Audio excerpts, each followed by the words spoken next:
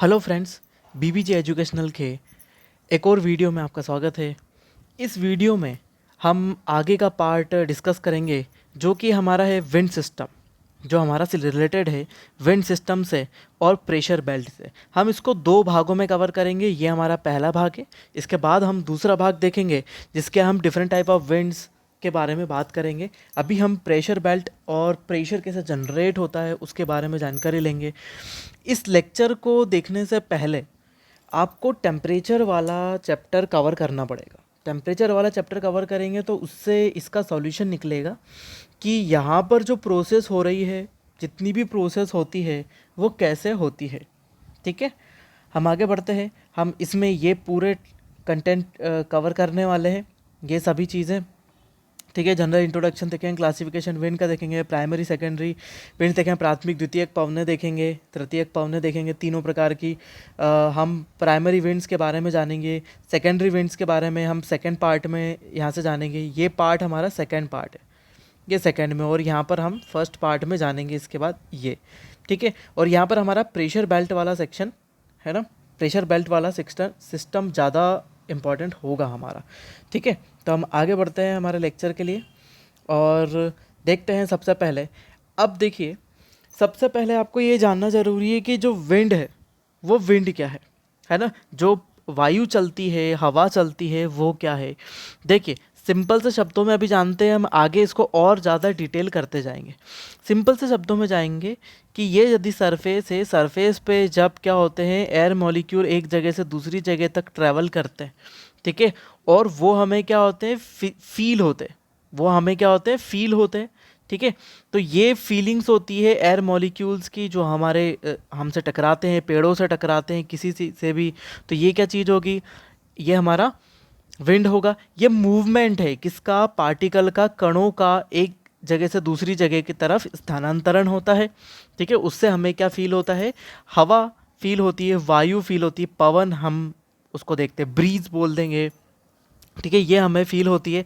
और ये क्या होता है, ये बहुत ही इम्पॉर्टेंट रोल प्ले करती है किसमें, हमारे हमारे कंडीशन, क्लाइमेट की और वेदर में, हमारे मौसम और जलवायु को निर्धारित करने में बहुत बड़ी भूमिका निभाती है। जैसे हम बात करें मॉनसून की, ठीक है, जैसे हम बात करें पोलर विंड की, ध्रुवीय पवनें क्या करती है, जिस जगह पर चलती है वो एरिया को ठंडा कर देती है। ठीक है, जैसे आप स्टेपीज़ के बारे में देखें, ये हमारे शीत मरुस्थल नहीं, शीतोष्ण कटिबंधीय घास मैदान है हमारे। टेम्परेट ये हमारे टेम्परेट ग्रास लैंड होते हैं। ठीक है, तो पोलर विंड वहाँ पर चलती है तो ठंडी हवा होती है। पोल से आने वाली हवा ठंडी होगी, इक्वेटर से आने वाली हवा गर्म होगी। ठीक है, अब देखिए आइसोबार्स क्या होती है, ये भी एक इम्पॉर्टेंट फैक्टर है। देखो, एकदम सिंपल शब्दों में यदि समझे कि यदि ये कुछ पॉइंट्स है ना, इन पॉइंट्स पे बोलता हूँ मैं कि 900 मिली बार प्रेशर है ना। प्रेशर को हम किस में मेज़र करते हैं, मिली बार में। तो इन प्रेशर पॉइंट्स को मिलाने वाला एक सिंपल लाइन क्या कहलाता है, आइसोबार लाइन कहलाता है। ठीक है, आइसोबार मतलब एक समान दाब वाले क्षेत्र, समदाब क्षेत्र, और समदाब क्षेत्रों को मिलाने वाली रेखा क्या कहलाती है, समदाब रेखा कहलाती है। जैसे आप इस इंडिया वाले मैप में देख सकते हैं, ये गर्मी के समय का मैप है। तो यदि गर्मी के समय में मैप के बारे में बात करेंगे, देखिए ये वाला लाइन है जो ये नॉर्दर्न इंडिया में क्या बता रहा है, एक समान दबाव वाले क्षेत्रों को बता रहा है। जैसे राजस्थान में भी सेम प्रेशर हो रहा है। ठीक है, उसके बाद हरियाणा और पंजाब में भी, यूपी में, बिहार में, एमपी में, नॉर्दर्न एमपी में, गुजरात के ऊपर वाले इलाका, सभी जगह प्रेशर क्या हो रहा है, एक समान रूप से विभाजित हो रहा है, एक समान रूप से डिवाइड हो रहा है वहाँ पर। ठीक है, तो हम यहाँ पर देख पा रहे हैं कि ये जो लाइन है एक सेम प्रेशर वाले एरिया को डिवाइड कर रही है। देखिए यहाँ पर ये लाइन सब सेम प्रेशर वाले एरियाज़ को बता रही है। ठीक है, एटमॉस्फेयर में जो प्रेशर होता है उसको मेज़र करते हैं मिली बार्स में। दूसरा पॉइंट होता है प्रेशर ग्रेडियंट, दाब प्रवणता। अब देखिए, यदि मैं बोलता हूँ कि दो लाइंस जा रही, ये कितने, कौन सी वाली है, ये है 900 मिली बार वाली। ठीक है, और दूसरा एक और लाइन जा रहा है यहाँ से, ये है 920 मिली बार वाला। ठीक है। यहाँ पर 920 मिली बार है, यहाँ पर प्रेशर ज़्यादा है, यहाँ प्रेशर कम है। तो इन दोनों के बीच में जो प्रेशर का डिफरेंस है ना, इन दोनों के बीच में जो प्रेशर का डिफरेंस है उसको क्या बोलते हैं, प्रेशर ग्रेडियंट दाब प्रवणता, है ना। जो मैक्सिमम और मिनिमम के बीच में डिफरेंस, कितने का डिफरेंस है, 20 का डिफरेंस है। तो इन दोनों लाइन के बीच में प्रेशर ग्रेडियंट कितना हुआ, 20 मिली बार हुआ, क्योंकि ये वाला ज़्यादा है 20 मिली बार किसके कंपैरिजन में, 900 के कंपैरिजन में। वैसे ही हमारा क्या होता है, टेम्परेचर ग्रेडियंट भी होता है। ये ग्रेडियंट वाली चीज़ें टेम्परेचर में भी होती है। तो यदि हम बोलते हैं कि ये 23 डिग्री वाला लाइन है और ये 25 डिग्री वाला लाइन है, ठीक है, तो इन दोनों में डिफरेंस कितना है टेम्परेचर का, 2 डिग्री सेंटीग्रेड का डिफरेंस हो, इनका टेम्परेचर ग्रेडियंट कितना हुआ, 2 डिग्री सेंटीग्रेड हुआ, ठीक है। तो ये टेम्परेचर ग्रेडियंट, प्रेशर ग्रेडियंट सभी सेम होता है। वैसे ही सेम टेम्परेचर वाले पॉइंट्स को मिलाने वाला लाइन क्या होता है, आइसोथर्म लाइन। आइसोथर्म लाइन समताप रेखा कहलाती है, ठीक है। चलो आगे बढ़ते हैं। देखिए अब आता है कोरियोलिस फोर्स और फेरेल्स लॉ। ये दोनों ही बहुत इंपॉर्टेंट रोल प्ले करते हैं हमारे विंड सिस्टम के मूवमेंट में। विंड सिस्टम के मूवमेंट में बहुत इंपॉर्टेंट रोल प्ले करते हैं। सबसे पहले हम समझते हैं कोरियोलिस फोर्स क्या होता है। कोरियोलिस इफेक्ट या कोरियोलिस फोर्स, ठीक है, पृथ्वी भूमध्य रेखा पर तीव्रता से घूमती है, तेज घूमती है। पृथ्वी की सबसे ज़्यादा स्पीड कहाँ होती है, इक्वेटर पर सबसे ज़्यादा फास्ट होती है। और जैसे ही हम किस तरफ जाते हैं, ध्रुवों की तरफ जाते जाते हैं, ये स्पीड कम होती जाती है ना। इस तरफ जाते हुए क्या हो जाती है, ये स्लो डाउन हो जाती है, धीमी हो जाती है, और पोल्स पर क्या हो जाती है, ज़ीरो हो जाती है। पोल्स पर पृथ्वी नहीं घूमती है, ठीक है, वहाँ पर हमको फील नहीं होता है कि पृथ्वी घूम रही है, ठीक है, पोल्स पर। अब क्या हो जाता है, इधर जाते हुए क्या हो गई, ये चीज़ पृथ्वी धीमी होती जाती है। इस कारण से हवाएं क्या होती है, इस कारण से हवाएं ऐसी मुड़ जाती है। इस कारण से हवाएं किस तरफ मुड़ जाती है, दाहिने ओर मुड़ जाती है। कहाँ पर, दाहिने ओर मुड़ जाती है नॉर्दर्न हेमिस्फीयर में, और बाईने ओर मुड़ जाती है, बाईं ओर मतलब लेफ्ट हैंड की तरफ मुड़ जाती है, किधर, सदर्न हेमिस्फीयर में, ठीक है। तो ये कौन सी विंड है, फेरेल्स लॉ बताता है कि जब भी विंड सिस्टम सरफेस से ऊपर जाता है, सरफेस से ऊपर जाता है, ग्राउंड से दूर हो जाता है, तब ये क्या हो जाता है, दो हिस्सों में डिवाइड होकर दो डायरेक्शन में चले जाता है, ठीक है। तो यदि ये इक्वेटर वाला रीजन है, हम बोलते हैं ये इक्वेटर वाला रीजन है, ये सरफेस है, ठीक है, और यहाँ से हवाएं ऊपर की तरफ उठी, ये हवाएं ऊपर उठी, तो ये क्या हो जाएगी, दो डायरेक्शन में ऐसी डिवाइड हो जाएगी। एक इस पोल की तरफ जाएगी, एक दूसरे पोल की तरफ जाएगी, एक नॉर्थ की तरफ जाएगी और एक साउथ पोल की तरफ डाइवर्ट हो जाएगी। और ये किसने बताया डाइवर्जन इसका, ये बताया कोरियोलिस ने बताया, है ना। इसको कोरियोलिस फोर्स या कोरियोलिस इफेक्ट बोलते हैं, ठीक है। दूसरा होता है फेरेल्स लॉ, ठीक है, दूसरा होता है यहाँ पर फेरेल्स लॉ। अब फेरल ने क्या बताया, फेरल ने अगला नियम दिया। फेरल ने बताया कि सरफेस के पास, हमारी सतह पर, है ना, सतह पर जो हवाएं चलती है, जैसे अभी तो हमने ऊपर उठने वाली हवाएं देखी, अब जो सरफेस पर हवा चलती है, मतलब क्या हुआ कि ये हवा जो सरफेस के पास चल रही, जो हमको लू लगती है, लू वाली हवाएं जो होती है सरफेस पर चल रही है, मान लिया इस लेटीट्यूड से ये हवाएं इस तरफ और इस तरफ चल रही है, तो क्या हो जाता है, पृथ्वी के रोटेशन के कारण क्या हो जाती है, ये अपने डायरेक्शन में राइट साइड मुड़ जाती है। कहाँ पर, नॉर्दर्न हेमिस्फीयर में, सरफेस पर ये अपने पास नॉर्दर्न हेमिस्फीयर में राइट साइड या दाहिने ओर मुड़ जाती है, और सदर्न हेमिस्फीयर में बाईं ओर मुड़ जाती है, लेफ्ट साइड मुड़ जाती है। ये क्या था, फेरेल्स लॉ। कोरियोलिस क्या बताता है, सरफेस से ऊपर, और फेरेल्स बताता है सरफेस के पास में जो विंड का मूवमेंट होता है, ठीक है। तो ये है ना, दोनों तरफ बताता है कि किस दिशा में हमारी हवाएं मुड़ जाती है, और इसी के कारण, क्योंकि पृथ्वी इस दिशा में मुड़ रही है। अब देखो पृथ्वी का घूर्णन किधर है, पृथ्वी घूमती है वेस्ट टू ईस्ट। पृथ्वी का घूमने का डायरेक्शन क्या है, वेस्ट टू ईस्ट, पश्चिम से पूर्व की ओर पृथ्वी घूमती है। और सूर्य उदय किधर होता है, पूर्व की ओर होता है, और सूर्य ऐसे इस तरफ चलता है, हमको ऐसा चलता हुआ दिखाई देता है। सूर्य पृथ्वी के कंपैरिजन में स्टेबल है, हम वहाँ पर एक जगह रुका हुआ मानते हैं, और जब वो ऐसा इधर से निकलता है, क्योंकि पृथ्वी पश्चिम से पूर्व की ओर घूम रही है, इसलिए सूर्य हमको पूर्व से पश्चिम की ओर जाता हुआ दिखाई देता है, और इसी कारण से हमारी हवाएं क्या होती है, इस तरफ मुड़ जाती है। ठीक है, इसी कारण से क्या होता है, हमारे पृथ्वी पर ये जो समुद्री धाराएं हैं, जल धाराएं हैं, वो भी क्या होती है, उनका भी डायरेक्शन यही होता है। समुद्री जल धाराएं नॉर्दर्न हेमिस्फीयर में ऐसी घूम जाती है और सदर्न हेमिस्फीयर में ऐसी घूम जाती है। ये भी याद रखिएगा, समुद्री जलधाराओं वाला भी चैप्टर हम स्ट्रीम्स वाला चैप्टर भी हम कवर करेंगे, उसमें भी ये आएगा। ठीक है, वहाँ पर भी फेरल्स लॉ का काम करेगा, क्योंकि पृथ्वी घूम रही है इक्वेटर पर तेज और इधर घूम रही है, उधर जाते हुए धीमे घूमती है। ये बताया कोरियलिस ने, और फेरल्स ने बताया विंड का डायरेक्शन। ठीक है, तो ये था कोरियलिस फोर्स और फेरल्स लॉ। ठीक है, अब देखते हैं अपन नेक्स्ट हमारा क्या है। देखो, एटमॉस्फेरिक प्रेशर जो होता है और विंड जो होती है, एटमॉस्फेरिक प्रेशर और विंड बहुत ही इम्पॉर्टेंट रोल प्ले करते हैं। जैसे हमने पहले विंड के बारे में देखा, अब हमने एटमॉस्फेरिक प्रेशर के बारे में देखा। दोनों ही चीज़ें क्या करती है, बहुत इंपॉर्टेंट रोल प्ले करती है वेदर और क्लाइमेट के लिए, मौसम और जलवायु के लिए। किसी भी स्थान के मौसम और जलवायु, उस जगह का प्रेशर कैसा है और उस जगह पर हवाएं कैसी चलती है, उस पर ज़्यादातर आधारित होगा। ठीक है, अब एटमॉस्फेरिक प्रेशर को हम क्या बोलते हैं, बैरोमेट्रिक प्रेशर भी बोलते हैं। इसको हम आगे समझते हैं और ज़्यादा अच्छे से समझेंगे। ठीक है, इसको बैरोमेट्रिक प्रेशर बोलते हैं क्योंकि हम इसको मर्क्यूरी बैरोमीटर से मेज़र करते हैं। कुछ ऐसा सिस्टम होता है, एक उसमें कंटेनर होता है, उसमें एक टेस्ट ट्यूब होती है जो उल्टी होती है, मर्क्यूरी से भरी हुई होती है ना, और ये एक ओपन सिस्टम होता है। अब जब मर्क्यूरी के ये ओपन एरिया पर जितना प्रेशर लगेगा, उतना ही ये प्रेशर ऊपर अप्लाई करेगा और इसके अंदर मर्क्यूरी का लेवल जो टेस्ट ट्यूब है उसमें बढ़ता जाएगा। ठीक है, तो ये ऐसा हम प्रेशर को मेज़र कर सकते हैं। ये तो अब बहुत पुराना था, अब हम इसको लेटेस्ट कर चुके हैं।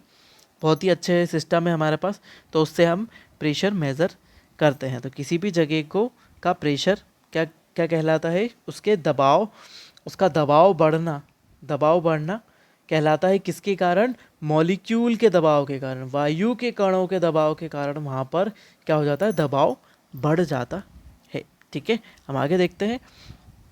देखिए अब क्या होता है। ठीक है, अब एक चीज़ को यहाँ पर हम समझे कि हम जब भी एयर को क्या करते हैं, हीट करते हैं। एयर जब भी हीट होती है, जब भी वायु गर्म होती है, तो क्या होती है, एक्सपांड होती है, एक्सपांशन होता है।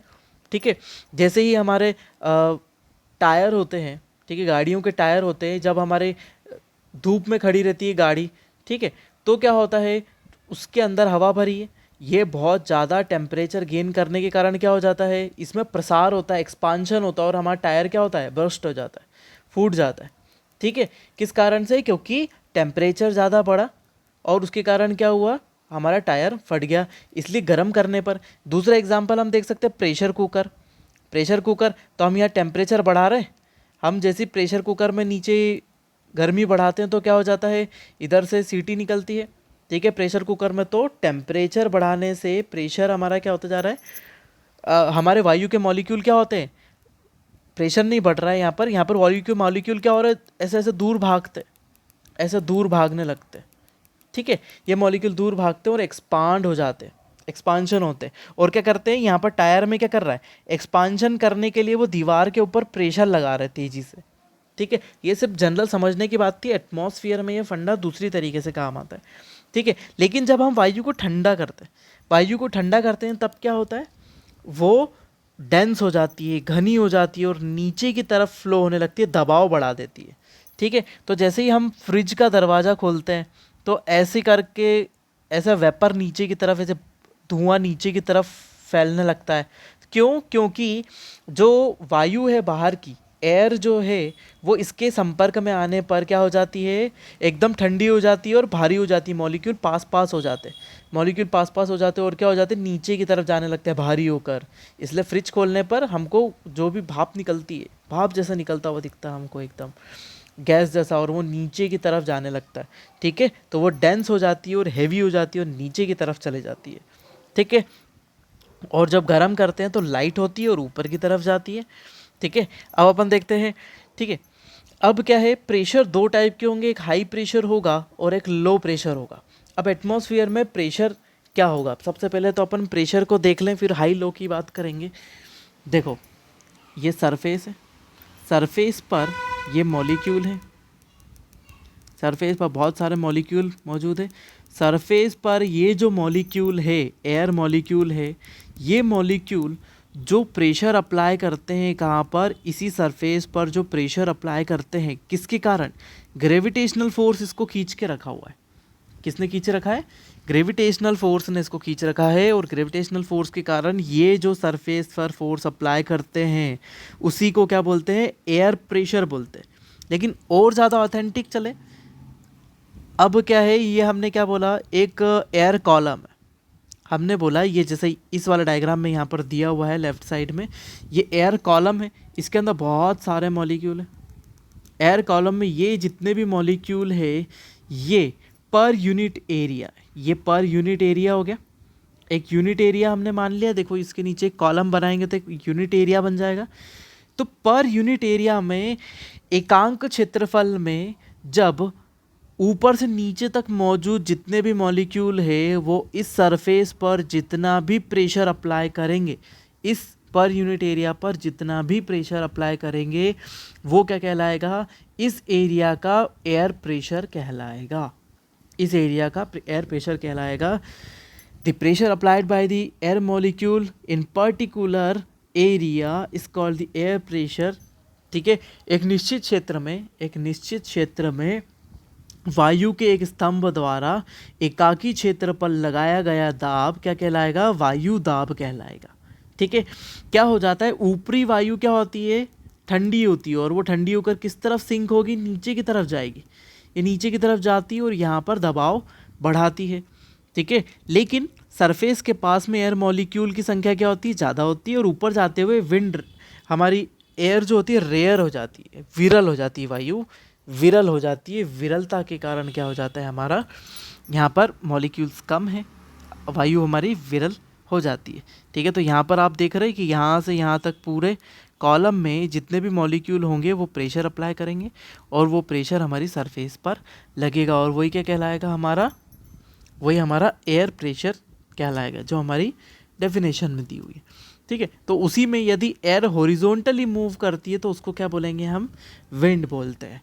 Horizontally movement of the air, क्षैतिजिक है ना प्रवाह, वायु का क्षैतिजिक प्रवाह क्या कहलाएगा, पवन कहलाता है।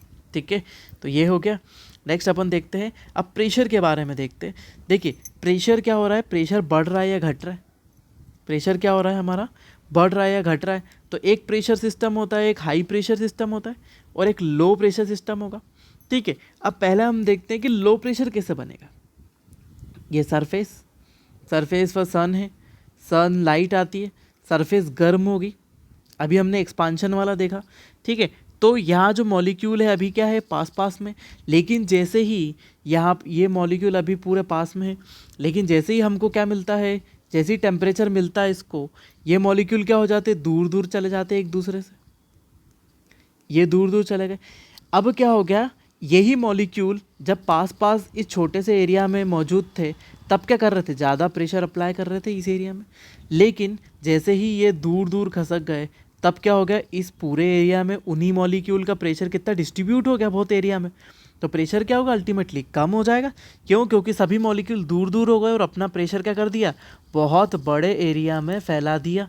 उससे क्या हो गया, प्रेशर हमारा कम हो गया। प्रेशर कम क्यों हुआ, क्योंकि टेम्परेचर बढ़ गया। टेम्परेचर बढ़ने से क्या हुआ, एक्सपांशन हुआ, प्रसार हुआ, उसके कारण प्रेशर क्या हो गया, हमारा कम हो गया। ठीक है, दूसरी चीज़ देखते हैं, वापस सन है, लेकिन क्या हुआ, सर्दी का मौसम है, सन रेज पहले ही कम आती है और थोड़ी तिरछी हो जाती है ना, सर्दियों के मौसम में। तो क्या हो जाएगा, सरफेस ठंडी है तो मॉलिक्यूल क्या होंगे, पास आ जाएंगे, उतने ही मॉलिक्यूल है, लेकिन क्या कर रहे हैं, उसी छोटे एरिया में बहुत ज़्यादा प्रेशर अप्लाई कर रहे हैं, तो प्रेशर क्या हो जाएगा, बढ़ जाएगा। प्रेशर क्यों बढ़ा, क्योंकि टेम्परेचर हमारा कम था। ठीक है, टेम्परेचर कम था इसलिए क्या हुआ, कंप्रेशन हुआ। ठीक है, संपीड़न हुआ, संपीड़न के कारण प्रेशर क्या हो गया, हमारा बढ़ गया, ये हमारा दाब बढ़ गया, तो प्रेशर क्या हो रहा है, इंक्रीज़ हो रहा है। यहाँ पर तो हमको दिख रहा है ये तो इन्वर्स में चल रहा है, तो हम यहाँ पर देख सकते हैं टेम्परेचर के, है ना, टेम्परेचर के इन्वर्सली प्रोपोर्शनल होता है। Temperature is inversely proportional for pressure, temperature pressure के इन्वर्सली प्रोपोर्शनल होगा, ठीक है। लेकिन ये जो फंडा है ये सिर्फ ओपन सिस्टम, ठीक है, ओपन मतलब खुले निकाय और पृथ्वी की सतह, अर्थ सरफेस के लिए ही काम करता है। पृथ्वी की सतह और खुले वातावरण के लिए ही ये कार्य करेगा, खुले निकाय के लिए ही कार्य करेगा। यदि हम इस सिस्टम को बंद कर देंगे, जैसे कुकर की बात करी थी हमने वहाँ पर, तो कुकर में क्या हो रहा था, टेम्परेचर बढ़ा रहे थे तो यहाँ सीटी आ रही थी तो प्रेशर भी बढ़ ही रहा था। टायर की बात करें तो टायर में क्या हो रहा था, टेम्परेचर बढ़ रहा था तो प्रेशर बढ़ रहा था, टायर फट गया था हमारा, ठीक है। तो ये बंद निकाय है। तो ये वाला जो फंडा है, temperature inversely proportional to pressure only for the atmosphere और ओपन सिस्टम, ठीक है, only for the atmosphere, open system and surface, सतह के लिए बस, पृथ्वी सतह पर ये चीज़ काम करेगी, उसके अलावा ये काम नहीं करेगी। जैसे हम माउंटेन पर जाते हैं, हम पर्वतों पे ऊपर की तरफ गए, अभी हमने क्या बोला, सतह के लिए काम करे। पर्वतों पे ऊपर गए तो टेम्परेचर क्या हो गया, कम हो गया, लेकिन ऊपर जाते हुए तो सिस्टम क्या हो जाता है, रेयर हो जाता है, तो प्रेशर भी क्या हो जाएगा, कम हो जाएगा। ये तो दोनों तो वापस एक सरीके काम करने लगे, एक समान, ठीक है। तो क्या हो जाएगा, टेम्परेचर कम होने से प्रेशर भी कम हो रहा है ऊपर जाने पर, तो मतलब क्या हो गया, ये माउंटेन की हाइट पर भी काम नहीं करेगा। मतलब अल्टीमेटली ये फंडा का काम करता है, अर्थ सरफेस पर काम करता है। ये याद रखिएगा, बहुत इंपॉर्टेंट फैक्टर है, आगे आपको सभी जगह काम आएगा। रेनफॉल में काम आएगा, साइक्लोन में काम आएगा, हमारे मॉनसून में काम आएगा, बहुत इंपॉर्टेंट फंडा है, ठीक है। अब देखिए, जब यहाँ पर सरफेस हीट होगी, सन के कारण सरफेस हीट होगी, तो ये पूरी एयर क्या हो जाएगी, गर्म होकर ऊपर चली जाएगी, वो क्लाउड फॉर्म करेगी। ये गर्म होकर ऊपर चली गई, क्लाउड फॉर्म करा। यदि इसने यहाँ पर क्लाउड फॉर्म कर दिया और ऊपर चली गई तो प्रेशर क्या हो जाएगा, लो। लेकिन एकदम क्लियर स्काई है, ठीक है, और हवा ऊपर से नीचे उतर रही है, नीचे उतर रही, तो मॉलिक्यूल क्या कर रहे हैं, नीचे की तरफ दबाव लगा रहे हैं, तो प्रेशर क्या हो जाएगा, हाई हो जाएगा। अगली हम स्लाइड्स में समझेंगे कि प्रेशर हाई कैसे हो रहा है, लो कैसे हो रहा है, पृथ्वी पर ये मूवमेंट कैसे होता है, ठीक है। चलो, तो ये हमारा था हाई प्रेशर। जब भी सतह ठंडी हो जाएगी, एयर ठंडी हो जाएगी और सतह भी ठंडी रहेगी, तो उसके कारण मॉलिक्यूल सिंक हो जाएंगे, एक ही जगह पे इकट्ठे हो जाएंगे, उसके कारण क्या हो जाएगा, है ना, प्रेशर हाई हो जाएगा। और वैसे ही जब हवा गर्म होगी तब ये क्या हो जाएगी, ऊपर की ओर बढ़ेगी, पहले वाले में ऊपर की ओर बढ़ेगी और क्या करेगी, दाब को, प्रेशर को कम कर देगी और लो प्रेशर एरिया यहाँ पर बन जाएगा, ठीक है। आगे की तरफ हम बढ़ते हैं और देखते हैं आगे की चीज़ें, ठीक है। अब अपन देखते हैं horizontal distribution of pressure belt, क्षैतिजिक वितरण और वायुदाब पेटियाँ, ठीक है। अब देखिए, हम सबसे पहले यहाँ पर एक चीज़ देख रहे हैं, इक्वेटर देख रहे हैं और यहाँ पर बेल्ट्स के नाम दिए हुए। हॉरिजॉन्टल डिस्ट्रीब्यूशन मतलब ये पूरी पृथ्वी पर एक ही समान बेल्ट बना रहेगा, एक समान दबाव की पेटी यहाँ पर बनी रहेगी। जैसे इक्वेटर है तो यहाँ पर इक्वेटोरियल लो प्रेशर बेल्ट बना रहेगा। कैसे बने हम देखते हैं आगे। फिर उसके बाद यहाँ सब ट्रॉपिकल वाले दोनों बेल्ट बने हुए, सब ट्रॉपिकल हाई प्रेशर बेल्ट बने हुए, तो ये कैसे है, हाई प्रेशर बेल्ट बने हुए और ये पूरी पृथ्वी पर एक समान है, लेटीट्यूड के साथ ही चलते। यहाँ पर बने सब पोलर लो प्रेशर बेल्ट, यहाँ पर भी सब पोलर लो प्रेशर बेल्ट है, ये लो हो गया, ये लो हो गया। फिर उसके बाद पोलर हाई प्रेशर बेल्ट, ये हाई प्रेशर बेल्ट है, वह हाई प्रेशर बेल्ट है। देखिए एकदम सीक्वेंस में, लो फिर हाई फिर लो फिर हाई, तो किसी एक को भी याद रखेंगे तो आप सब निकाल सकते हैं, लो हाई, ठीक है। तो ये अलग अलग प्रेशर बेल्ट हमारे बन रहे हैं। अब देखिए थोड़ा सा हम यहाँ पर समझते हैं, जब भी भूमध्य रेखा की बात करते हैं तो भूमध्य रेखा पर सूरज कैसा चमकता है, सीधा चमकता है। ये सन है, सन इज डायरेक्टली ओवरहेड, ठीक है। सूरज साल भर भूमध्य रेखा पर सीधा चमकता है, ठीक है। तो क्या होगा, टेम्परेचर ज़्यादा होगा, और क्या होगा, टेम्परेचर ज़्यादा होगा तो एयर ऊपर की तरफ राइज होगी, ऊपर की तरफ बढ़ेगी, किस रूप में, संवहनीय धाराओं के रूप में। जैसे यहाँ पर टेम्परेचर क्या हुआ, बढ़ा, उसके कारण हवाएं क्या चली ऊपर, किस रूप में, कन्वेक्शनल वेव, संवहनीय धाराओं के रूप में बढ़ी, उसके कारण यहाँ पर क्या हो गया, प्रेशर कम हो गया। तो ये हमारे इस प्रकार से प्रेशर कम या ज़्यादा होता है, ठीक है। आगे देखते हैं हम। देखिए अब हमारे प्रेशर बेल्ट्स के बारे में देखें तो हमारे प्रेशर बेल्ट्स को हम क्या करते हैं, दो कैटेगरी में डिवाइड करते हैं। हमने अभी प्रेशर बेल्ट जिनके बारे में बात करी, वो प्रेशर बेल्ट दो कैटेगरी में डिवाइड होते हैं। थर्मली इंड्यूस्ड प्रेशर बेल्ट, तापजनित वायुदाब पेटी, तापजनित वायुदाब पेटी। अब ये तापजनित कौन कौन सी? इक्वेटोरियल लो प्रेशर बेल्ट, ठीक है, और polar high pressure belt. Equatorial low pressure belt किसके कारण है? टेम्परेचर ज़्यादा होने के कारण। और पोलर हाई प्रेशर बेल्ट किसके कारण है? टेम्परेचर कम होने के कारण। अभी हमने देखा था कि टेम्परेचर ज़्यादा तो प्रेशर लो, और टेम्परेचर कम तो प्रेशर हाई। तो पोलर बेल्ट कैसा है? हाई प्रेशर बेल्ट है। और इक्वेटोरियल बेल्ट कौन सा है? लो प्रेशर बेल्ट है। ये तापमान के परिवर्तन के कारण, टेम्परेचर के चेंज के कारण हो रहा है, ठीक है। दूसरा होता है डायनेमिकली इंड्यूस्ड प्रेशर बेल्ट, ठीक है। डायनेमिकली मतलब पृथ्वी के घूर्णन के कारण, है ना, पृथ्वी के घूर्णन के कारण, पृथ्वी घूम रही है, पृथ्वी के घूमने के कारण ये प्रक्रिया होती है, और कोरियोलिस फोर्स और फेरेल्स लॉ लगते हैं, उसी के कारण ये वाले बेल्ट हमारे बनते हैं।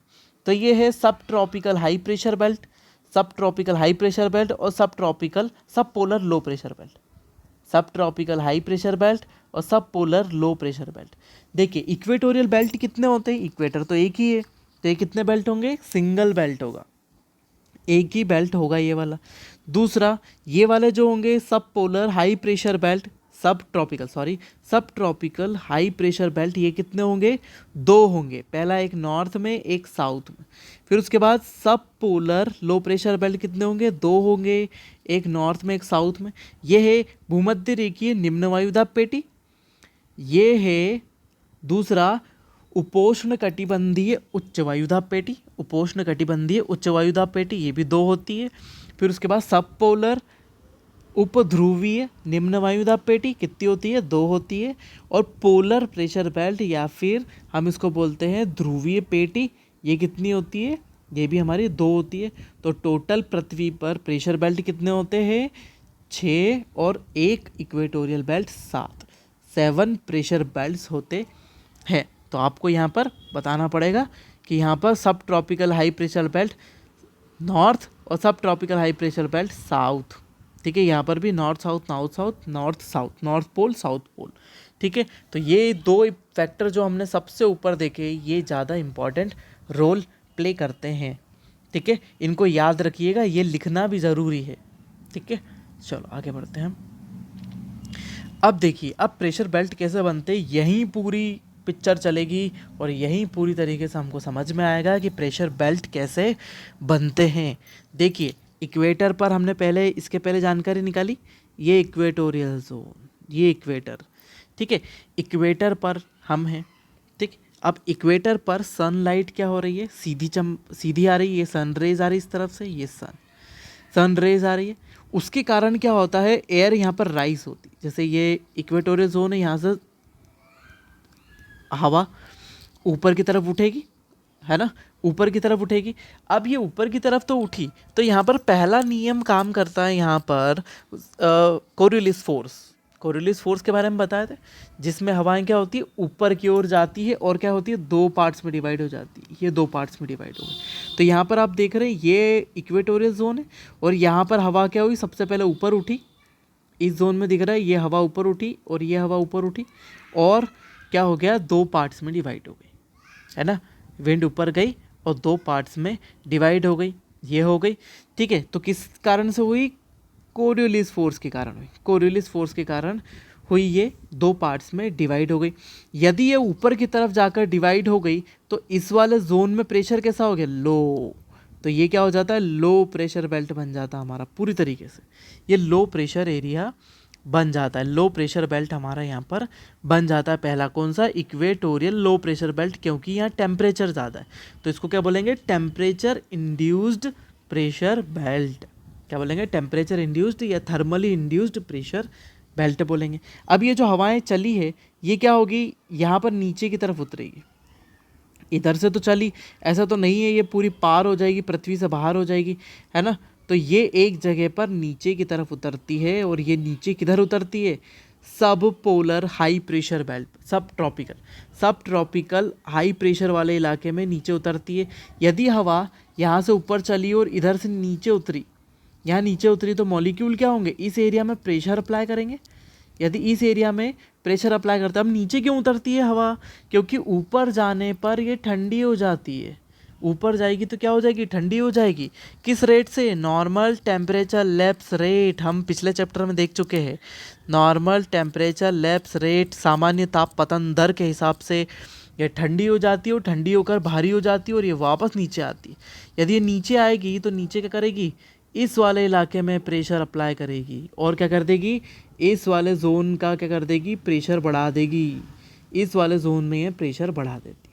ये इस वाले जोन में इसने प्रेशर बढ़ा दिया, ठीक है, ये वाले जोन में प्रेशर बढ़ा दिया। अब जब हवा, जैसा कि हम यहाँ पर देखें कि हवा ऊपर से नीचे आई तो क्या होगा, क्या हवा यहीं पर रुक जाएगी, नहीं, ये हवा यहाँ पर नहीं रुकेगी, ये दो पार्ट्स में डिवाइड हो जाएगी, इधर और इधर, दो हिस्सों में डिवाइड होकर बहने लगेगी ऐसी, ठीक है। तो अब यहाँ पर तक हम आ गए, यहाँ पर हवा ऊपर से नीचे आ रही है, सर्कुलेशन आप देख ही रहे हैं, यहाँ पर साइड सर्कुलेशन में ये वाली हवा देखिए नीचे की ओर आई है, ऊपर से नीचे।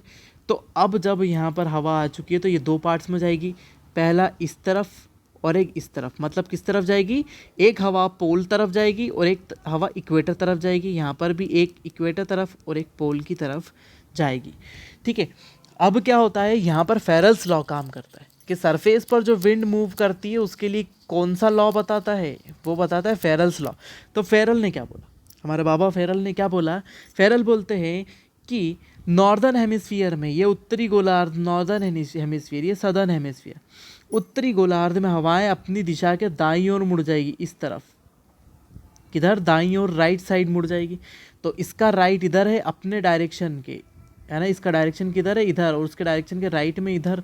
अब इसका डायरेक्शन क्या है, नीचे, और इसका राइट किस तरफ होगा, इस तरफ।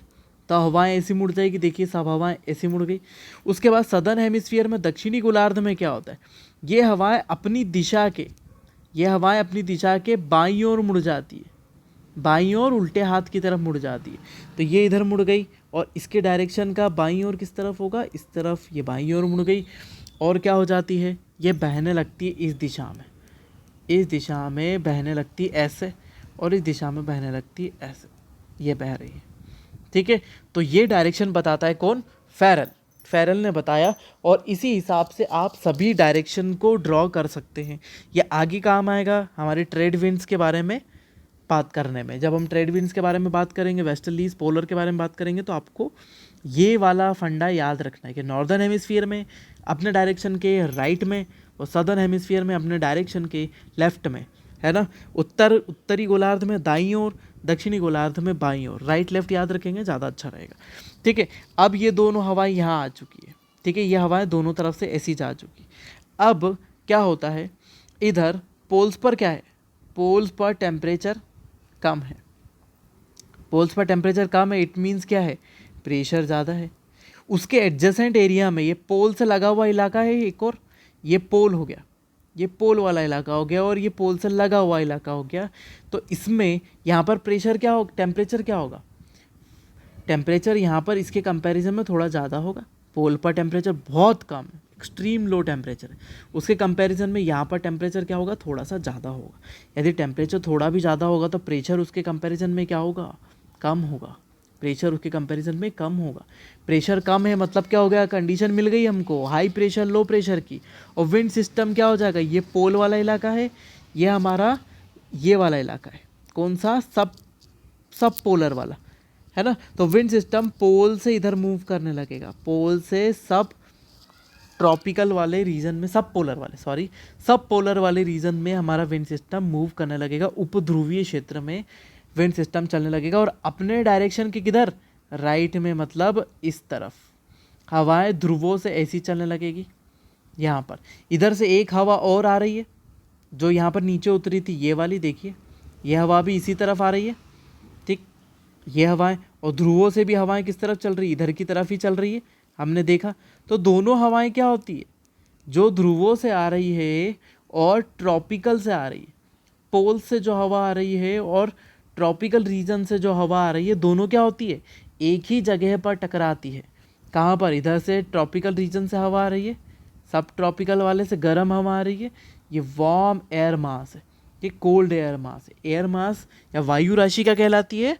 जब किसी भी वायु की एक सिमिलर सिंगल प्रॉपर्टी होती है। सिंगल प्रॉपर्टी मतलब एक ही प्रकार की प्रॉपर्टी होती है। या तो गर्म है तो पूरी हवा गर्म ही होगी, और ठंडी है तो पूरी हवा ठंडी होगी।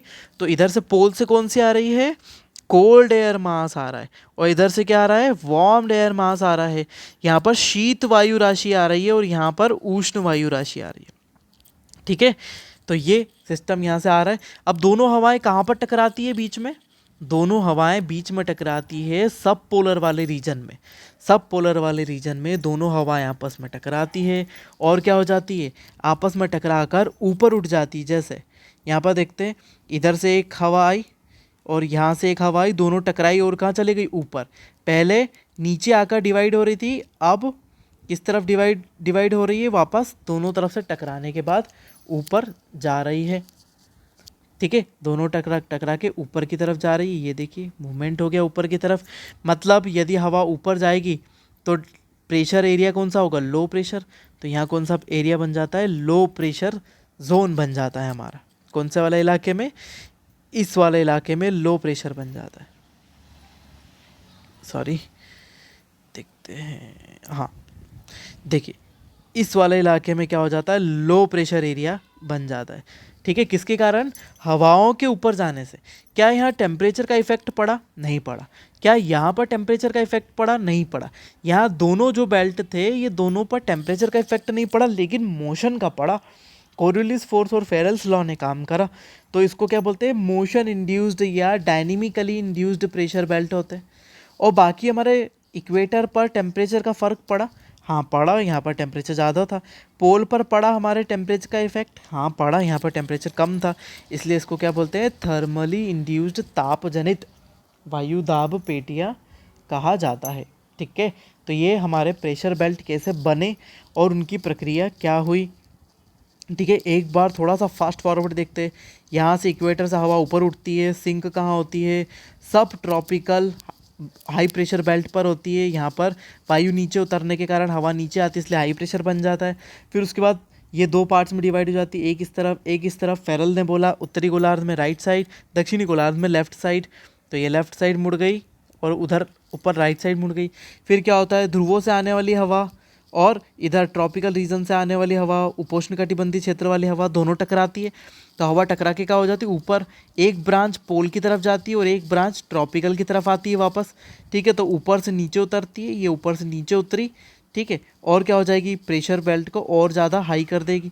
तो ये हाई प्रेशर बेल्ट बन जाता है, ये लो प्रेशर हो जाता है, ये हाई हो जाता है, ये लो हो जाता है, और पोलर पे वापस हाई प्रेशर बेल्ट बन जाता है। ठीक है, सर्कुलेशन को आप देख ही पा रहे हैं, ये सर्कुलेशन हो रहा है। ठीक है, इन सर्कुलेशन से हमारे प्रेशर बेल्ट यहाँ पर बन जाते हैं। अब जो किस किस के बीच में? इक्वेटर, ये भूमध्य रेखा, इक्वेटर और इक्वेटोरियल लो प्रेशर बेल्ट है ना, भूमध्य रेखीय निम्न वायुदाब पेटी और उपोष्ण कटिबंधीय उच्च वायुदाब पेटी के बीच में ये जो सिस्टम का ट्रेवल हो रहा है, मतलब हवाएं ऊपर जा रही, नीचे उतर रही, फिर इक्वेटर की तरफ आ रही, ये गोल सिस्टम बन गया है ना। इसको क्या बोलते हैं? इसको बोलते हैं हमारा हेडली शेल। क्या बोलते हैं इसको? हेडली शेल बोलते हैं, है ना। इसको बोलते हैं हेडली शेल। ठीक है, दोनों तरफ नॉर्थ और साउथ में दोनों को हेडली शेल बोलते हैं। और हेडली शेल में ही क्या मूवमेंट होता है? एयर का ट्रेड विंड वाला एरिया होता है। ये ट्रेड विंड वाला है ना, व्यापारिक पवनों वाला क्षेत्र होता है, जिसके अंदर क्या बनता है? हेडली शेल बनता है। दूसरा होता है हमारा फेरल शेल। हमारा दूसरा बनता है फेरल शेल। वो किस किस के बीच में बन रहा है?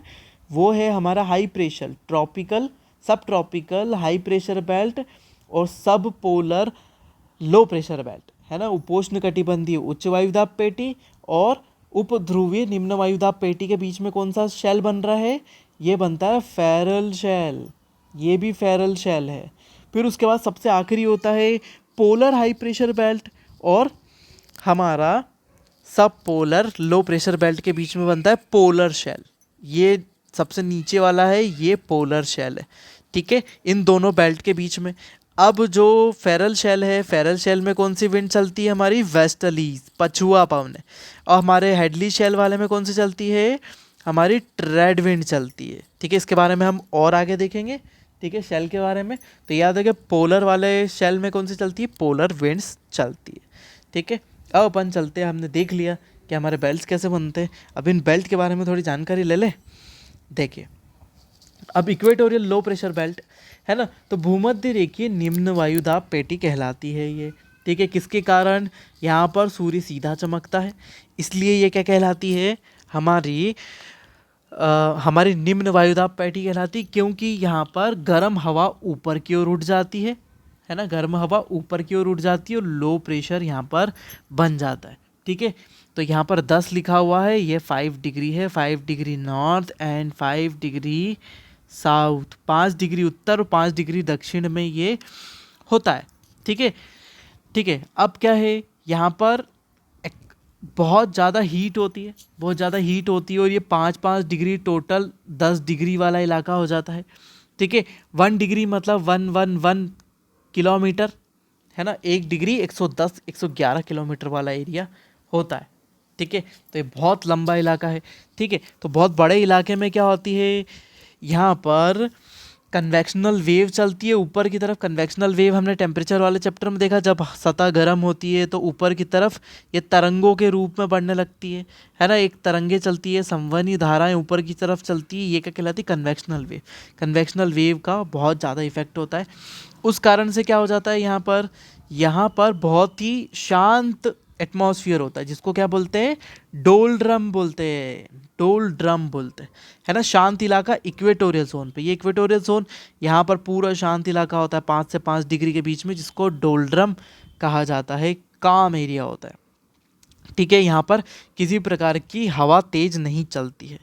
ठीक है, अब हाँ, अब ये कौन सा जोन होता है, कन्वर्जेंट जोन होता है, जहाँ पर इस वाले इलाके और इस वाले इलाके से, कौन सा इलाका हमने बोला, सब ट्रॉपिकल हाई प्रेशर बेल्ट से हवाएं आकर टकराती है। देखिए, सब ट्रॉपिकल बेल्ट से दोनों तरफ से हवाएं आएगी और यहाँ पर कन्वर्ज होगी, यहाँ पर टकराएगी आपस में, इसलिए ये कन्वर्जेंट जोन अभिसरण क्षेत्र कहलाता है, अभिसरण क्षेत्र कहलाता है, और हवाएं टकराकर ऊपर उठ जाती है। यहाँ पर देखिए, हाई प्रेशर जोन से यहाँ पर आता है और हवाएं क्या हो जाती है, ऊपर की ओर उठ जाती है, और यही इलाका क्या कहलाता है, ITCZ, inter tropical convergent zone, inter tropical convergent zone, अंतः उष्णकटिबंधीय अभिसरण क्षेत्र, अंतः उष्णकटिबंधीय अभिसरण क्षेत्र, क्योंकि यहाँ पर वायु क्या हो रही है, अभिसरित हो रही है इस वाले ट्रॉपिकल जोन से आकर इस वाले इलाके में।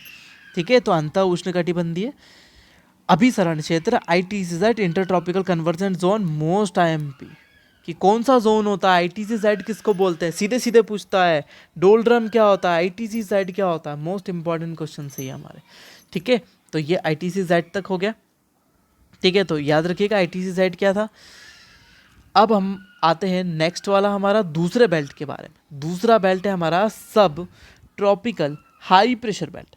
ठीक है, सब tropical high pressure belt 30 degree से 35 डिग्री के बीच में, नॉर्थ एंड साउथ दोनों तरफ, नॉर्थ और साउथ दोनों में पाया जाता है। कहाँ पर 30 से 35 के बीच में पाया जाता है। ठीक है, अब ये क्या है, ये डायनेमिकली इंड्यूस्ड प्रेशर बेल्ट है ना, जो पृथ्वी की घूर्णन गति के कारण बना हुआ प्रेशर बेल्ट है। और यहाँ पर इक्वेटर से ऊपर उठी हुई हवा, जैसे इक्वेटर से जो हवा ऊपर उठी थी वो यहाँ पर सिंक होती है, नीचे उतरती, जिसके कारण क्या हो जाता है, हाई प्रेशर बेल्ट बन जाता है। इसलिए मैंने साइड में डायग्राम रख रखा है आपको समझाने के लिए। ठीक है, तो यहाँ पर क्या हो जाता है, हाई प्रेशर बन जाता है। ठीक है, ये प्रेशर क्या हो गया, हाई हो गया, किसके कारण, इक्वेटर से ऊपर उठी हुई हवा जब क्या हो जाती है, ठंडी हो जाती है, ठंडी कोल्ड हो जाती है, बताया मैंने, ठंडी हो जाती है तो भारी होकर नीचे आ जाती है ना, पृथ्वी की गति के कारण, और क्या कर देती है, हाई प्रेशर क्रिएट करती है। ये जोन में भी क्या होता है, काम कंडीशन बनी हुई रहती है, 30 से 35 के बीच में एकदम शांत माहौल बना हुआ रहता है। ठीक है, most of the desert in northern hemisphere are located in 20 से 30 डिग्री, है ना, नॉर्थ, है ना, और western side of the continent, हर महाद्वीप के पश्चिमी भाग में, हर महाद्वीप के पश्चिमी भाग में क्या पाए जाते हैं, हमारे मरुस्थल पाए जाते हैं। मरुस्थल पाए जाते हैं नॉर्दर्न हेमिस्फीयर में अधिकांश, सदर्न हेमिस्फीयर में भी ऐसा ही होता है। ठीक है, नॉर्दर्न हेमिस्फीयर में अधिकांश जो डेजर्ट है हमारे वो पाए जाते हैं इस वाले एरिया में। ठीक है, इस वाले एरिया में पाए जाते हैं क्योंकि ये हाई प्रेशर वाला जोन होता है। यहाँ पर देखिए इंडिया में भी, इंडिया वाला हिस्सा आप देख ही पा रहे हैं, ये इंडिया में भी यहाँ पर हमारा डेजर्ट है। ठीक है, थार डेजर्ट हमारा हो गया। फिर यहाँ पर क्या हो गया, यहाँ पर भी अरेबियन डेजर्ट हो गया। ईरान इराक में यहाँ पर डेजर्ट है। यहाँ पर तो अफ्रीका आ गया हमारा पूरा, ये एरिया अफ्रीका, या अफ्रीका में पूरा यहाँ तो सहारा ही डेजर्ट है इतना बड़ा, और ये वाले प्रेशर जोन में ही आ रहा है। ठीक है, अब इन डेजर्ट के बनने के पीछे क्या कारण होते हैं, इन डेजर्ट के बनने के पीछे क्या कारण होते हैं, देखिए। अब क्या होता है, हवा क्या हो रही है, ऊपर से नीचे आ रही है, ऊपर से नीचे आ रही है, और ठंडी हवा के पास मॉइस्चर होती है क्या, नहीं होती है। यदि ठंडी हवा के पास मॉइस्चर नहीं होती है तो यहाँ पर बरसात होगी क्या, यहाँ पर बिल्कुल बरसात नहीं होगी। और इलाका क्या हो जाएगा, क्योंकि ऊपर से नीचे हवा आएगी तो क्या हो जाएगी, धीरे धीरे गर्म होती जाएगी, और इसके पास मॉइस्चर है क्या, नहीं है, तो बरसात नहीं होगी। तो पूरा इलाका किस में कन्वर्ट हो जाएगा, डेजर्ट में। यहाँ पर मॉइस्चर भी नहीं है और क्लाउड भी नहीं है। अब क्या हो जाएगा, यदि हवा ऊपर से नीचे आ रही है तो स्काई क्या होगा, क्लाउड लेस होगा। यहाँ पर हमारे बादल होंगे ही नहीं। यदि बादल नहीं होंगे तो बरसात होगी क्या, बरसात भी नहीं होगी। तो क्लाउड लेस क्लियर स्काई होता है, बिना बादलों वाला आसमान होता है। हवा का ऊपर से नीचे की ओर चलना, इसके कारण भी दो कारण हो गए। ठीक है, यहाँ पर हवा क्या होती है, गर्म और सूखी होती है। देखिए यहाँ नीचे उतरने के बाद हवा क्या हो जाएगी, गर्म हो जाएगी और ड्राई रहेगी, क्योंकि ऊपर से नीचे वाला मूवमेंट है, ड्राई एयर होगी, तो उसके कारण भी हमारा एयर का मूवमेंट क्या हो जाएगा, सूखा सूखा होगा, सूखी हवा होगी, ड्राई एयर होगी। फिर उसके बाद क्या होगी, कोल्ड वाटर करंट, ठंडी जलधाराएं होती है यहाँ पर।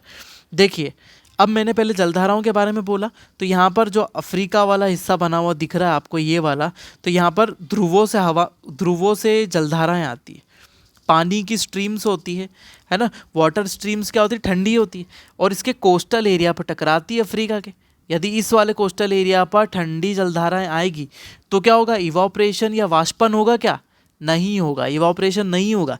इवापोरेशन नहीं होगा तो हवाएं इधर चलेगी क्या, नहीं चलेगी। यदि हवाएं अंदर की तरफ नहीं चलेगी, इवापोरेशन नहीं होगा, तो क्या होगा, बादल नहीं बनेंगे और बरसात नहीं होगी।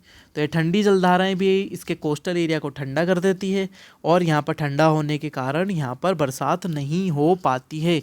इसलिए वेस्टर्न साइड में हर कॉन्टिनेंट के हमको डेजर्ट मिलेगा, और टेम्परेचर भी ज़्यादा होगा। यहाँ पर डेजर्ट है तो टेम्परेचर ज़्यादा होगा।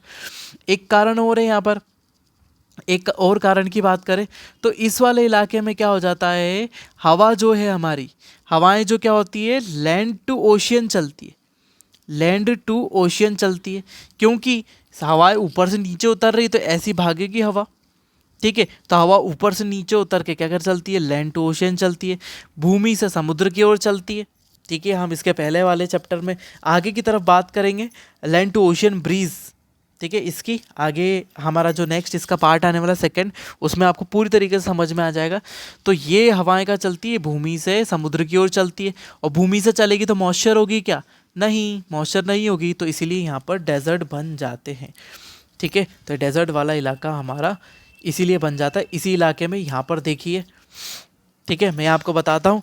देखिए यहाँ पर ये पूरा इलाका, पूरा गर्म इलाका, देखिए टेम्परेचर को शो कर रहा है, जितना डार्क उतना ज़्यादा टेम्परेचर एरिया।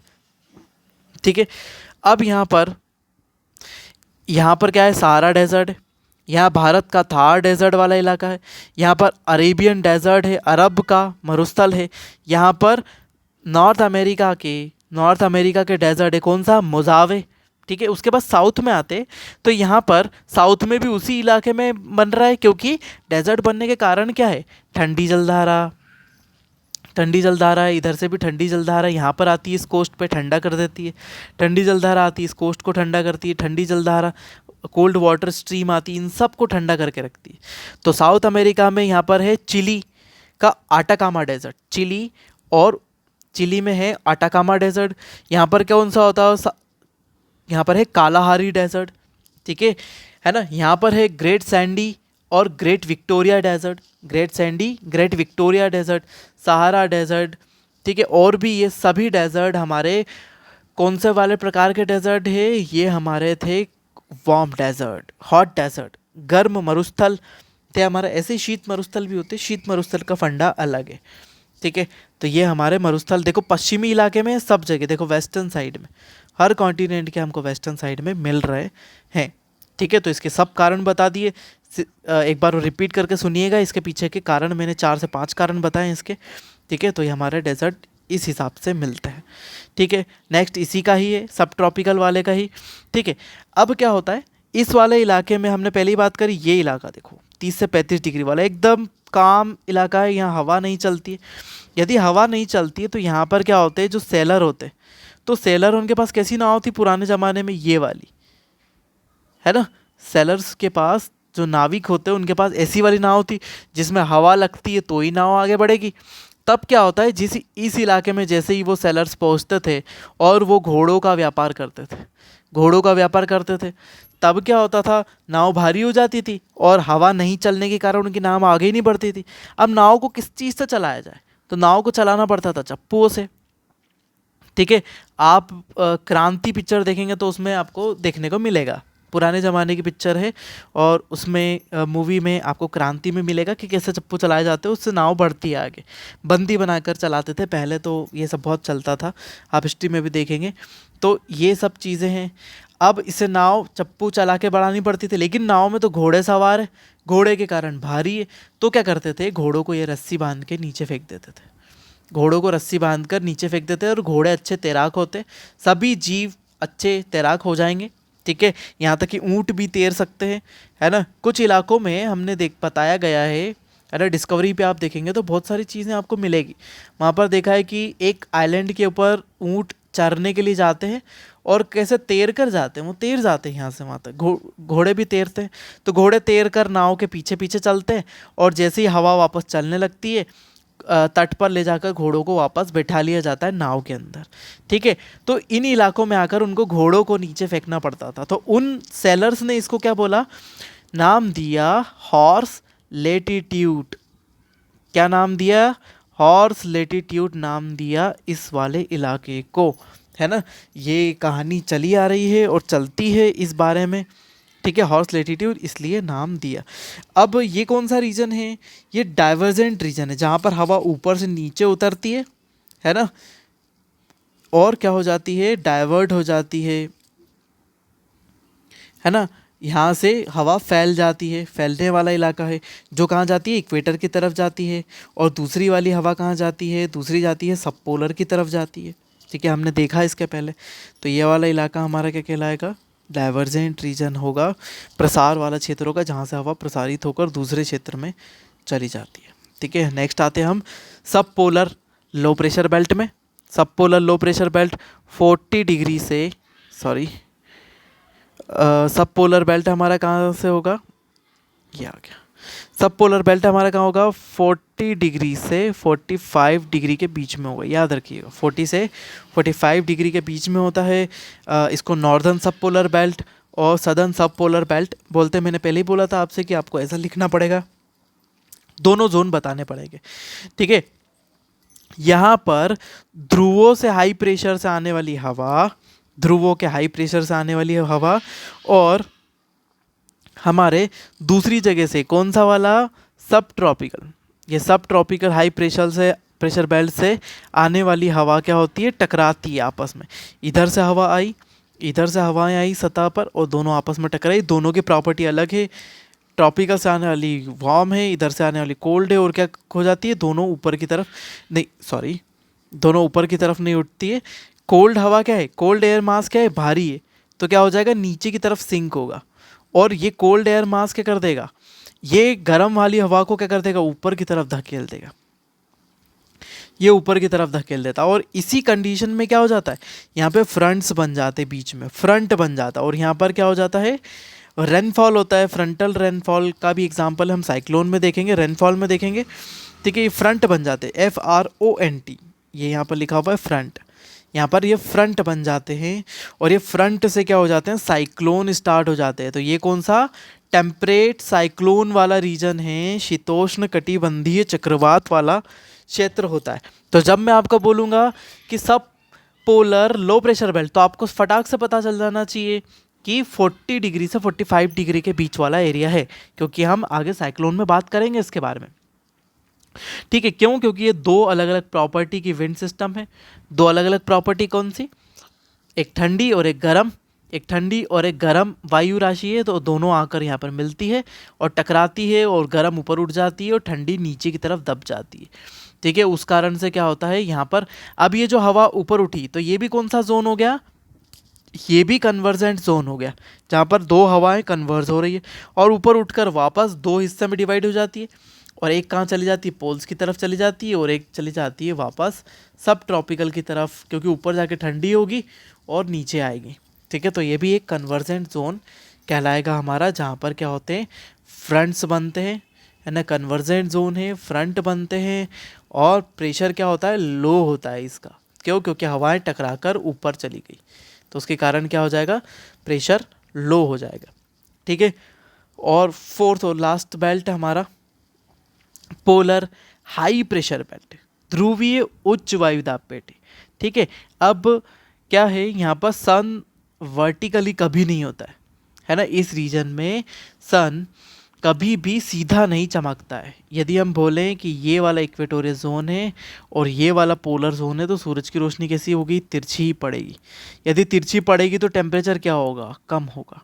तिरछी पड़ती है, यहाँ पर सीधी पड़ती है ना, उधर तिरछी पड़ती है, तो यहाँ पर टेम्परेचर क्या होगा? कम होगा। यदि टेम्परेचर कम होगा तो प्रेशर इज़ ऑलवेज हाई। ठीक है, प्रेशर हमेशा उच्च बना रहेगा, टेम्परेचर यहाँ पर निम्न होगा, कम होगा। हाई प्रेशर वाला एरिया हमेशा हाई प्रेशर बना रहता है, और ये क्या है? थर्मली इंड्यूस्ड ताप जनित वायुदाब पेटी है। और यहाँ से हवा किस ओर चलती है? यदि ध्रुव है, ये दोनों ध्रुव है, तो हवा किधर चलेगी? अल्टीमेटली इस तरफ चलेगी। किस तरफ? सब पोलर की तरफ चलेगी। सब पोलर लो प्रेशर बेल्ट की ओर हवा यहाँ पर चलती है, यहाँ से। ठीक है, और नॉर्दर्न पोल पर इसको बोलते हैं नॉर्दर्न हाई प्रेशर बेल्ट, और सदर्न पर बोलते हैं सदर्न पोल हाई प्रेशर बेल्ट। तक उत्तरी ध्रुव, दक्षिणी ध्रुव उच्च वायुदाब पेटी, उत्तरी ध्रुव उच्च वायुदाब पेटी। ठीक है, ये हमारी उच्च वायुदाब पेटी पोलर जोन था। ठीक है, और अब देखते हैं थोड़ा सा शिफ्टिंग ऑफ प्रेशर बेल्ट का। जैसे मैंने ITC-Z बोला था, ITC-Z का शिफ्ट होना ही हमारा क्या कहलाता है? प्रेशर बेल्ट का शिफ्ट होना। देखिए कैसे समझते हैं। ये हमारा इक्वेटोरियल जोन है, ये हमारा इक्वेटोरियल जोन है। अब इक्वेटोरियल जोन में ही सनशाइन डायरेक्टली होता है। ठीक है, सन यहाँ पर डायरेक्टली शाइन करता है, सीधा चमकेगा। ठीक है, अब सन का मूवमेंट कहाँ कहाँ होता है? सन का मूवमेंट होता है इस तरफ और इस तरफ। सन ट्रॉपिक ऑफ कैंसर तक जाता है और कैप्रिकॉन तक जाता है, उसके ऊपर कभी भी सन डायरेक्टली ओवरहेड नहीं होता है। ठीक है, तो सन का मूवमेंट इस वाले इलाके तक होता है, ये वाले इलाके तक, यहाँ तक सन मूव कर रहा है। मतलब क्या होगा? जब भी इसका उत्तरायण होगा, नॉर्दर्न माइग्रेशन होगा, सन का नॉर्दर्न माइग्रेशन होगा, तो ये जो टेम्परेचर यहाँ बन रहा है हाई, ये टेम्परेचर क्या होगा? ये वाला बेल्ट ऊपर की तरफ खसकने लगेगा। ये धीरे धीरे धीरे धीरे ऊपर की तरफ खसकने लगेगा अपने साथ। ठीक है, तो ये वाला लोग, क्योंकि सन ऊपर की तरफ जा रहा है और सन की रेस डायरेक्टली कहाँ पर पड़ती जा रही? इस वाले इलाके में। सन यहाँ तक खसका तो यहाँ तक सूरज की रोशनी सीधी पड़ रही है, टेम्परेचर यहाँ बढ़ गया। फिर ऊपर की तरफ जाते तो लैंड एरिया भी बढ़ता जाता है, भूमि क्षेत्र बढ़ने के कारण टेम्परेचर बहुत ज़्यादा हाई हो जाता है इस वाले इलाके तक। ठीक है, यदि टेम्परेचर हाई हो जाता है तो प्रेशर क्या हो जाएगा? लो हो जाएगा। यहाँ पर प्रेशर हो गया लो। ठीक है, तो मतलब क्या हो गया? ये वाला बेल्ट अल्टीमेटली क्या हो गया? लो प्रेशर बेल्ट खसकता हुआ कहाँ आ गया? सूरज के साथ यहाँ पर आ गया, कर्क रेखा पर। ठीक है, कर्क रेखा पर, तो यहाँ पर दाब क्या हो गया? निम्न हो गया। और ये क्या थी हमारी? हम तो पहले ही बोल दिए, ये थी ITC-Z, inter tropical convergent zone, अंतः उष्ण कटिबंधीय अभिसरण क्षेत्र। ठीक है, इस क्षेत्र में क्या हो जाएगा? इसी क्षेत्र में हमारा लो प्रेशर बनता है, काम एरिया है। प्रेशर यहाँ पर टेम्परेचर ज़्यादा, प्रेशर कम होता है, काम कूल एरिया है। अब देखो यहाँ पर यदि बात की जाए, ये सूरज ऊपर खसक चुका। ठीक है, अब ये वाला जो बेल्ट है ये कहाँ पहुँच गया? ये यहाँ पहुँच गया। ITC-Z कहाँ है? इंडिया के ऊपर है। और उसके कंपैरिजन में टेम्परेचर यहाँ पर तो ओशियन है। देखिए इंडिया ये रहा, और इंडिया के नीचे यहाँ पर क्या होगा? यहाँ पर कौन सा जोन होगा? प्रेशर हाई हो जाएगा, क्योंकि इसके कंपैरिजन, क्योंकि टेम्परेचर यहाँ हाई है, यहाँ पर प्रेशर लो हो जाएगा, यहाँ पर टेम्परेचर, इस वाले इलाके में प्रेशर हाई हो जाएगा, टेम्परेचर थोड़ा लो होने के कारण, टेम्परेचर कम होने के कारण यहाँ पर प्रेशर हाई हो जाएगा, टेम्परेचर लो प्रेशर हाई। और विंड का मूवमेंट क्या हो जाएगा, प्रेशर हाई से लो की ओर, ये देखिए विंड का मूवमेंट होने लगा इधर। और यही क्या है हमारा मॉनसून है, मॉनसून आना प्रेशर बेल्ट के शिफ्ट होने के कारण होता है। ठीक है, अब ये जो क्या है इसको हमारी बोलते हैं, ये हमारी इक्वेटर है। ये कौन सी है, ये हमारी इक्वेटर है, थर्मल इक्वेटर है, जो हमारी उष्ण भूमध्य रेखा है। अब ये उष्ण भूमध्य रेखा जो खसकती है ऊपर की ओर, यहाँ खसक के यहाँ आ जाती है।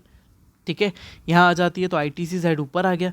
फिर उसके बाद यदि ये खसक के नीचे आ जाती है ना, सूरज जब सदर्न माइग्रेशन होगा, दक्षिणायन होगा, तो ये नीचे की तरफ आ जाएगी, इस इलाके में आ जाएगी। और क्या हो जाएगा, ये पूरा बेल्ट नीचे खसक जाएगा और हवा किस ओर चलने लगेगी, हवा का डायरेक्शन चेंज हो जाएगा, हवा ऐसी चलने लगेगी, हवा का डायरेक्शन इस तरफ हो जाएगा।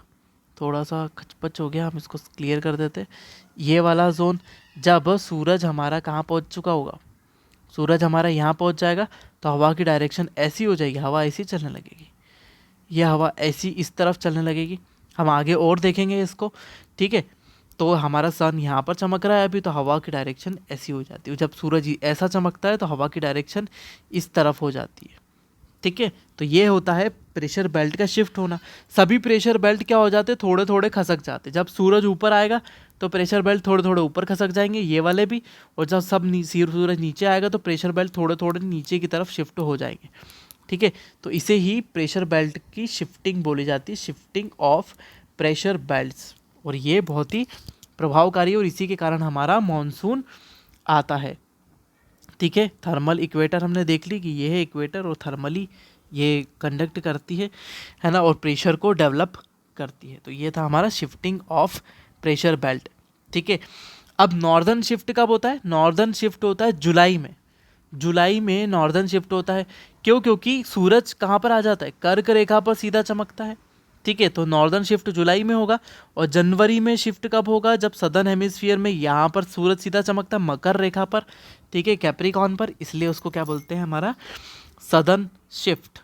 ठीक है, प्रेशर बेल्ट सब नीचे खसक जाएंगे, नॉर्दर्न शिफ्ट में प्रेशर बेल्ट सब ऊपर खसक जाएंगे, ऐसा होगा। ठीक है, तो ये हमारे प्रेशर बेल्ट की शिफ्टिंग होती है, प्रेशर बेल्ट का दाब पेटियों का खसकना कहलाता है। ठीक है, ये देखिए ये हमारे अलग अलग शेल बन जाते हैं। देखिए यहाँ पर ये हेडली शेल दिखाई दे रहा है आपको, सॉरी, देखिए यहाँ पर आपको हेडली शेल दिखाई दे रहा है, ये शेल बन गया एक तरीके का। यहाँ पर शेल पूरी तरीके से, ये देखिए यहाँ पर पूरा मोशन आपको एयर का दिखाई दे रहा है बहुत ही अच्छे से। ठीक है, और यही मोशन क्या कहलाते हैं, अलग अलग शेल बनाते हैं। ठीक है, तो ये हो गया हमारा हेडली शेल, ये हो गया फेरल शेल, हेडली लिखा हुआ है यहाँ पर, ये है फेरल शेल। और ये हो गया हमारा पोलर शेल, 3 शेल हो जाते हैं, ये हमारा हो गया, ये हमारा यहाँ पर पोल्स पर पोलर शेल होता है, पोलर, फेरल और हेडली। ठीक है, ये कौन सा जोन होता है, ये ट्रेड विंड वाला होता है, ये वेस्टर्लीज पछुआ पवनों वाला होता है, और ये पोलर विंड ये ध्रुवीय पवनों वाला क्षेत्र होता है। ठीक है, तो ये थी हमारी विंड सिस्टम के बारे में जानकारी, ये हमारे शेल्स थे। और हम नेक्स्ट लेक्चर में मिलेंगे, इसी के दूसरे पार्ट में हम देखेंगे विंड्स के टाइप और जेट स्ट्रीम और बाकी सब टॉपिक देखेंगे। इसमें आपको और भी समझ में आएगा। इस वीडियो को देखते रहिए, बीबीजे एजुकेशनल हब के साथ बने रहिए, हम और पूरा ज्योग्राफी कंप्लीट करने वाले हैं। Thank you so much.